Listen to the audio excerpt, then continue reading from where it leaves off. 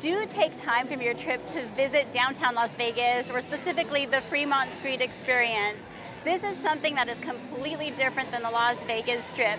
You have the Viva Vision light show above you. There are 3 stages that often have live music playing. They have summer concerts where they'll have big name artists come and play. And the people watching here, honestly, is second to none. Now, you may be hesitant to come to Fremont Street because you've heard stories on the news about violence or crime happening here, but I will say, just like any large city, it's just being aware of your surroundings. For us, our rule of thumb is we get here like around 6 p.m. and we like to get out of here no later than midnight, because you know the saying, nothing good happens after midnight. We're gonna give you a little bonus. It's actually a twofer tip. So outside of Casino Royale, when you're walking towards Venetian, there is this vent in the street and the air just blows up. So don't walk over it if you are wearing a dress or a skirt, because we have been live streaming out here, walking past this, and we've seen underwear, bare butt, everything. So, but do walk over it if you want to get that Marilyn Monroe pose, you know what I'm talking about, or if you just want to cool off that swamp ass.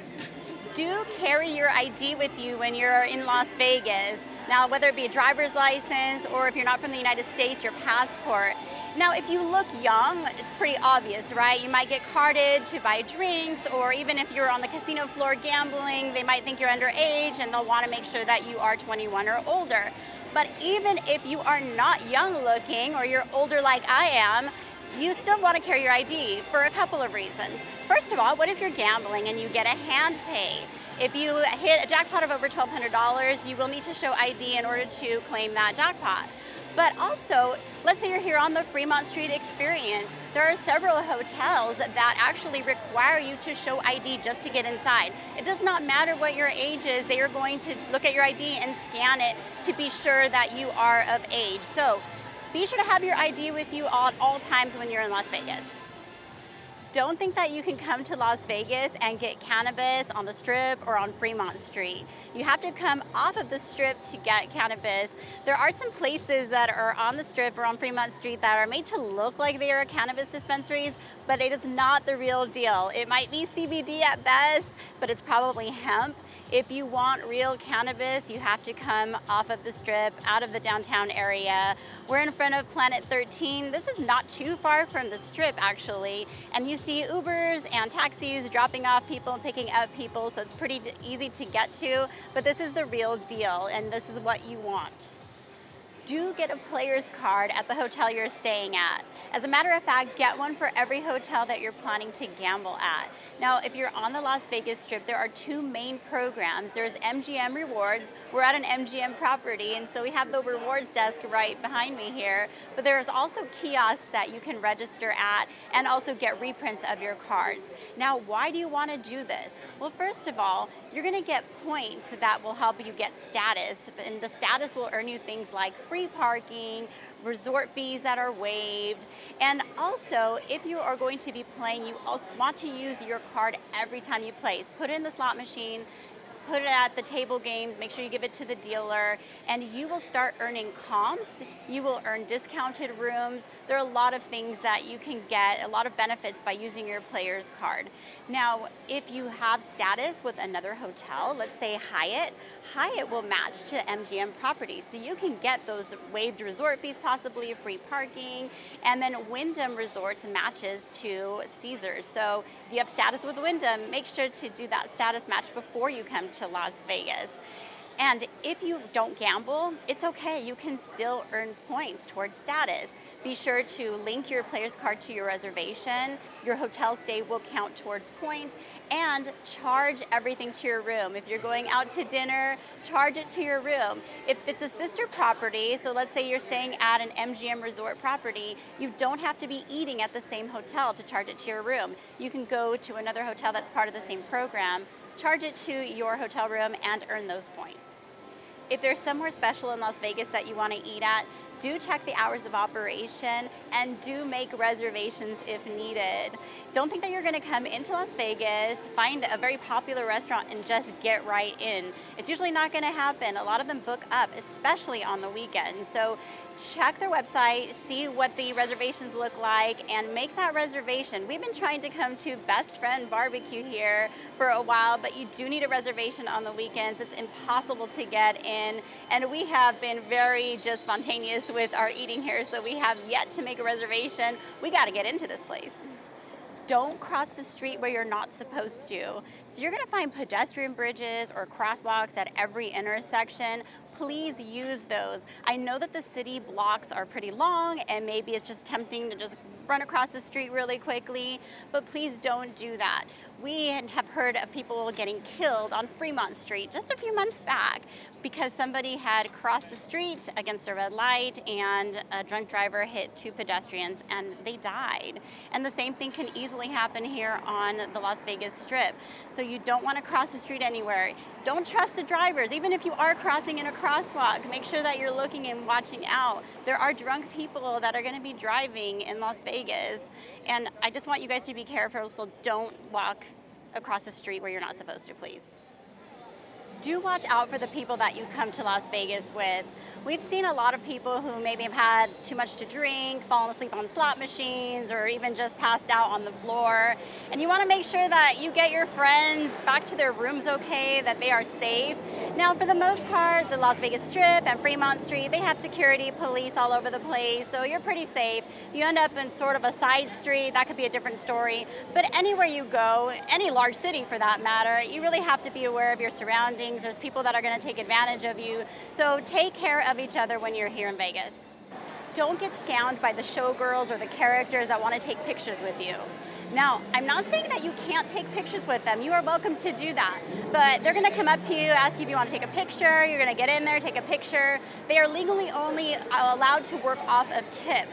And you might offer them a certain dollar amount, and they're going to be very insulted by that, and they're going to ask for more. And usually it's a lot more than what you intended to pay for that picture. So what I recommend is that if you want to take a picture with a showgirl or a character, negotiate that up front. Talk about pricing up front so both of you guys are on the same page and nobody is surprised at the end when they come asking for their money. Do walk around on the Strip or on Fremont Street with your alcoholic beverages. It is not only allowed, but it's encouraged. You'll see outdoor bars just with people walking up to them, get your drinks, and then just going about their business, walking along the Strip or Fremont Street. Now the only thing, if you are on the Strip, you're not supposed to have glass bottles, although you will see some street vendors that have bottles and you see people walking around with them. And on Fremont Street, you're not supposed to have bottles or cans because they want you to purchase from their bars. Now, if you are going to be drinking, you want to make sure that you put your trash in the trash can. I don't know how many times we've been walking around and we see beer cans on the ground or empty cups on the ground. There's trash cans everywhere, people. Please don't litter.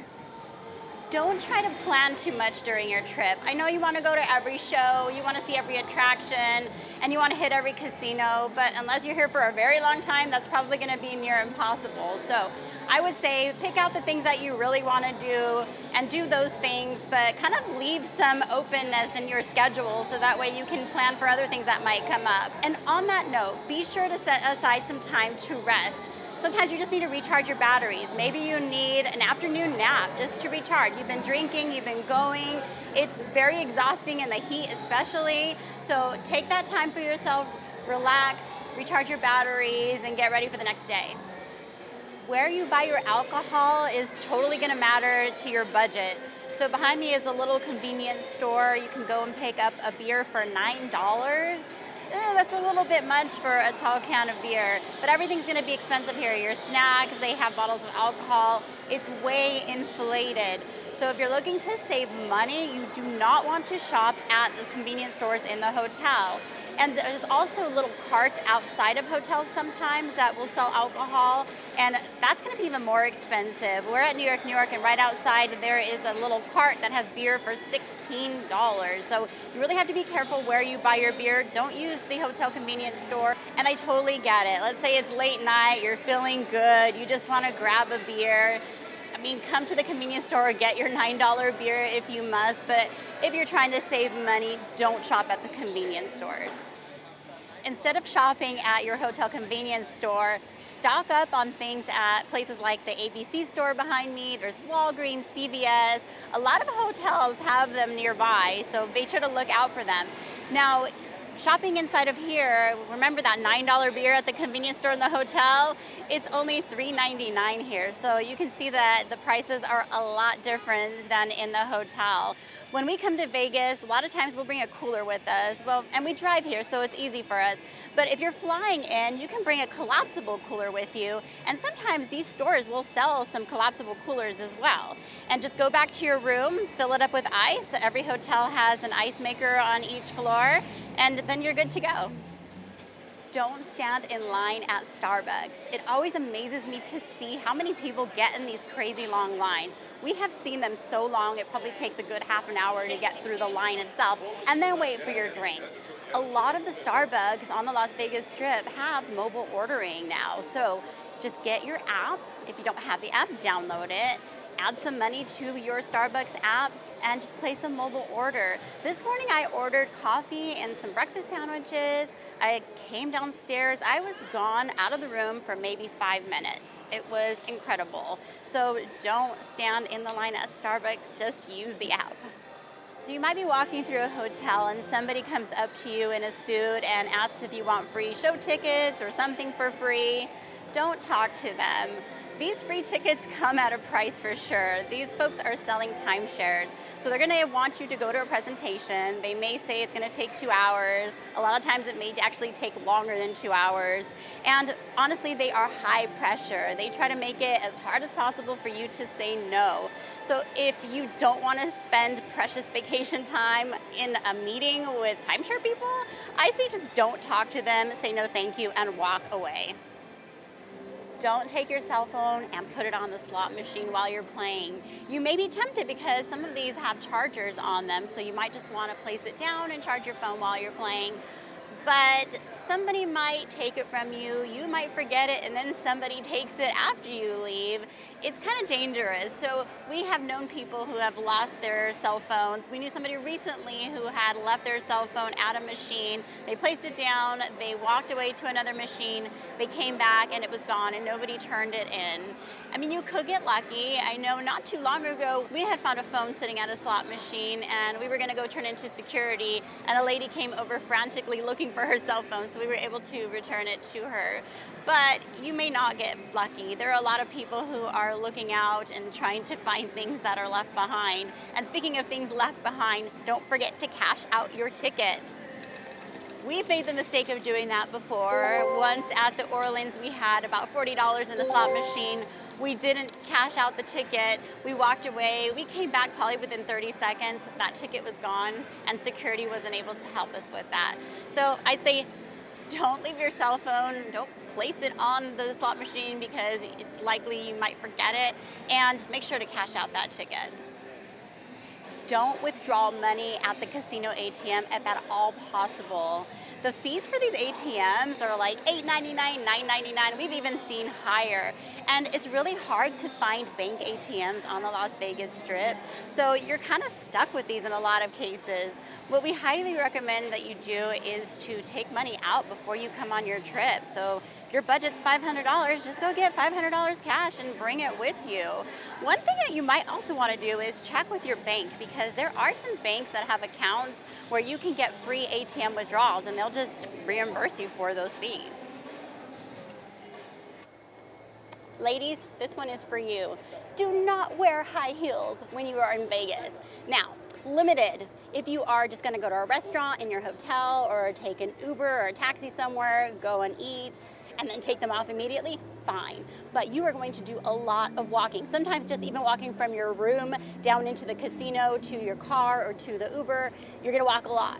And your feet are going to kill you. I do not know how many times I have seen ladies walking around in bare feet on the Strip. It's dirty, you guys. Please don't do that. We have been known to bring slippers from hotels in my backpack when we're live streaming and give them to people when we see them barefoot because it's gross. And they're so grateful because they just didn't plan it.